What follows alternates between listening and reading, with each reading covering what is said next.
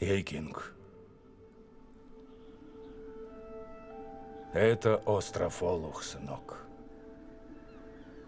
Он веками был домом для многих поколений наших предков. Моя обязанность защищать нас, Викинг. И однажды, когда ты подрастешь, она ляжет на твои плечи. Это большая ответственность. Ведь где-то там, на краю света, живут драконы. Ого. Ага. Легенды рассказывают о кораблях, что заплывают туда, падают в бездну с края нашего мира и пропадают навеки. Те немногие, что вернулись, поведали нам о великом водовороте и драконах, что сторожат вход в свой тайный мир. Ого. Это не просто логово. Это земля, откуда пришли все драконы. И даже ночная фурия?